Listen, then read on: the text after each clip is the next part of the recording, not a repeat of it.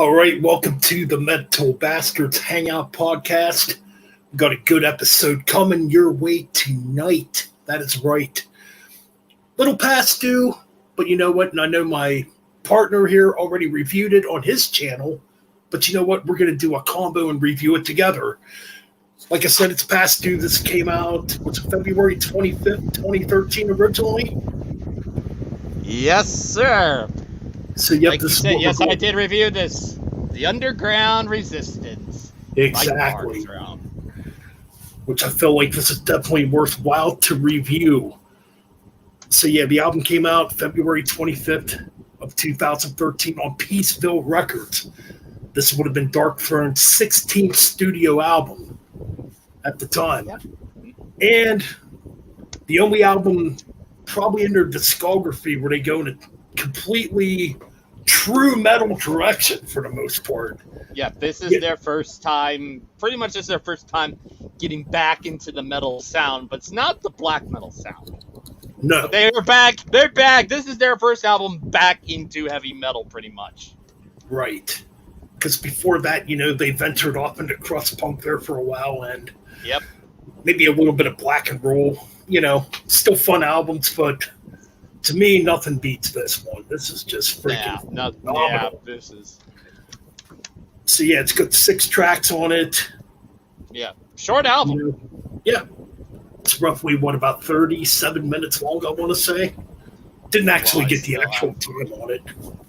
Yeah, I still got iTunes pulled up. It says here, it's over 42 minutes. 42 minutes, okay, yeah. Yeah. So yeah, this sees Darkthrone basically going in a classic speed metal direction. Maybe a little bit of the early Celtic Frost type of direction, maybe some early Sodom too. I could kind of hear when I listened to this, you know. And notably, the thing I noticed, you know, you got Fenris doing the vocals, which a lot of people, and which he a lot of is. people, I think, in my opinion, he's a better vocalist than Nocturnal Culta, at least on this album. I mean, I know to a lot of people would be an acquired taste, but the vocals actually didn't bother me on this either. I mean, yeah, at times he sounds kind of silly trying to do the King Diamond stuff, but it's still fun, you know. But all in all, yes. The first track on here is Dead Early. Dead Early, yes. Yep. Opening track. Nocturnal, and I think they go back and forth on vocals. They each have 3 songs, pretty much. And this is the first with Nocturnal on vocals. All right, so I guess I'll let you lead the way if you want to talk about this track. Well, like I said, this one's, I think to myself, out of everything that Nocturnal does, I mean, the music is, I mean, as you could expect, it's heavy metal and stuff like that. Like they're back fully in the metal and stuff like that. This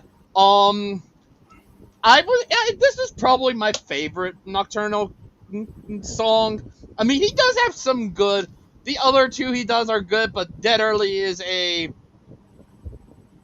good. I'm not complaining. You know, Nocturnal's vocals, you know, I guess they're an acquired taste to stuff. It's like, it's kind of hard for me to get into Nocturnal's vocals, his heavy metal vocals. I mean, yeah, he takes over predominantly later on, but I think at this point his vocals are just, you know, they're good, but they're just not for me, especially on this album. Oh yeah, you know what? I think I got it backwards. I think it's Nocturnal Culto that does the higher, or he tries to do the King Diamond type of thing. Am I right here? No, he does. Nocturnal is more of like a raspier. Oh yeah. It's Fenris that does the King. It's Fenris that does the King Diamond ones. All right, that's right. Okay, I did get it right then. Kind of got a little confused there. Well, I noticed, like, with Nocturnal Culto's vocals on this track, he's really trying to stray away from, like, a straight black metal sound. He's trying to do that raspy, like, old-school thrash metal sound, kind of like in the style of Sodom or early Creator. That's kind of what I get. Musically, you know... But musically, I'd say, it definitely has that classic D-beat type of sound to it, I mean, you get guitar solos, but they're not like overly technical. They're basically what you would expect out of the style of music. It's got that, like I said, it's got that raw early thrash sound or speed metal sound. Where the guitar solos weren't like overly technical or thought out. Yeah. So to begin this album, I definitely think it's a great opener. And it definitely has that classic feel. Nocturno Culto's voice is definitely a bit of a departure from the straight black metal stuff. Yeah. And then we get into my favorite on the album. One of my favorites on the album, Valkyrie. First one with Fenris. Oh my God, I absolutely love this song. Especially when he goes and does that one stuff. Valkyrie. I can't really sing, but those parts. But he's just, my God, I absolutely love his vocals, and this is to me the highlight for me when it comes to Fenris. It's so damn good. I absolutely love it. And obviously the music just is even greater. I kind of get more of like I guess there's some speed. There may be some power metal-ish moments on here, but it's there is some speed, especially some melodic moments in the beginning of this song. But my God, his vocals are, love them. Yeah, that's kind of the vibe I get too. Like maybe a little bit of, you get the speed metal, you get the D beat still, but you kind of get it's like you're going into those 80s stuff, so it's kind of something like Manila Road or Siratungal or something like that, where it's that early style of power metal where it's much more of like more chordy and the chordy power metal stuff of those kind of bands. Them, Riot, who else would there be? Yeah, I said Siratungal, I said Manila Road, early Fate's Warning, early Queensryche. It's got that kind of vibe of that chordy power metal stuff of the 80s, and I absolutely love it. A little bit, I can definitely hear it. Definitely power metal, I guess, with a much rawer production, obviously. I mean, Fenris's vocals on here, you can definitely hear a bit of power metal in there, King Diamond, yes, you brought up King Diamond. I can clearly hear, now that I keep hearing his vocals, I can clearly hear King Diamond influence on there. It's most definitely. And I'm ashamed. I don't know if he does vocals after this one, because it's like, God, I want more vocals for Fenris. He's so good. God, I agree. So that's a really, really good track. I definitely agree. Excellent track. So then we get into the track Lesser Men, which is another freaking killer track on here. Again, this track is filled with some great riffs. I can definitely hear a little bit of Merciful Fate creeping in some of the riffs on here too. Like it's Merciful Fate if you added more black metal texture to that style of riffs. That's kind of what I get, Yeah. Yeah.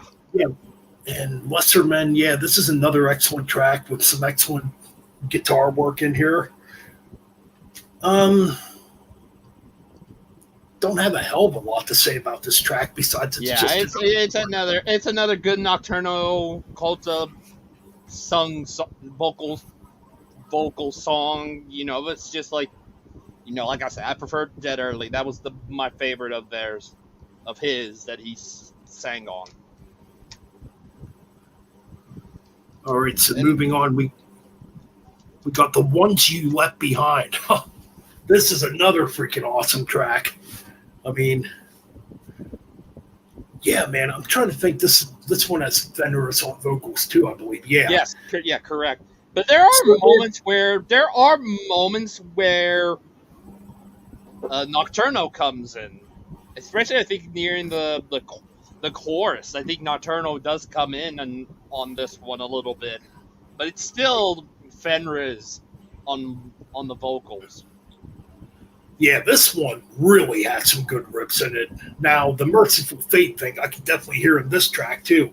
With the time changes, yeah, it starts out a little D-beatish and punkish, but then, you get a midsection in here where it kind of slows down a bit and you get these really cool freaking Merciful Fate-like riffs. And Fenris, doing his best King Diamond that he can possibly do. I know a lot of people don't like his voice, but hey, we here at the Metal Bastards. I love his vocals. I love Fenris's vocals on this album. He's fantastic. Yeah, notably, there's definitely a lot more Fenris on this record and not as much Nocturno Culto when it comes to the vocal delivery here, which it makes sense for an album like this because Fenris is definitely a better pick for an album like, this style. But yeah, man, I think this track's another stellar track, Yeah, man, just another track with great riffs. What do you got to say about this track?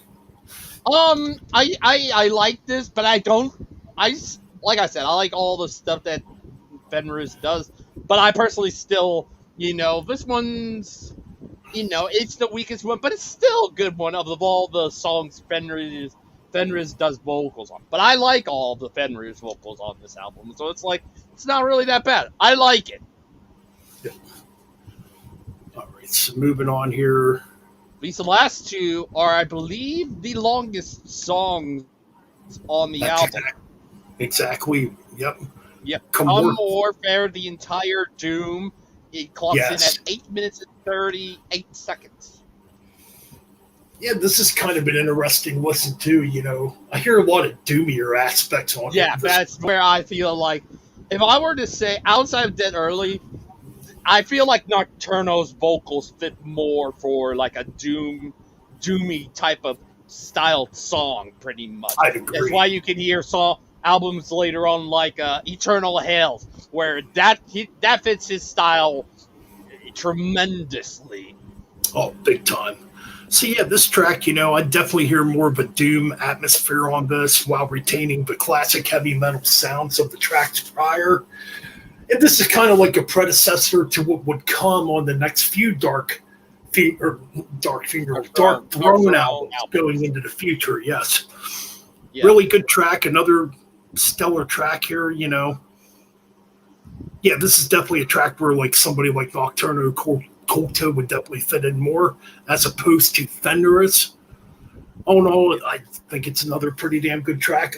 The thing I noticed too about the album here, when it comes to the guitar solos, instead of going for like that usual guitar solo sound, they kind of stick with that fuzzy black metal type of sound when it comes to the solos. Yeah, I think they went back and had their sound, but it's more of like black and whatever style they're doing, Black and Power, Black and Doom, or something like that.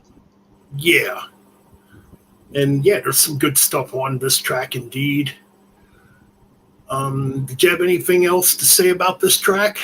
I do think while I still think Dead Early is actually, I might take that back. Come Warfare is probably the best one that Nocturnal does because it definitely fits his style more. Dead Early is a really close second, but I definitely think Come Warfare is the better Nocturnal Culta song, and it definitely suits his style, his vocal style more. If it's more of like that doom metal approach that they would later do on later albums, pretty much like Eternal Hells and Astral Fortress and all that stuff.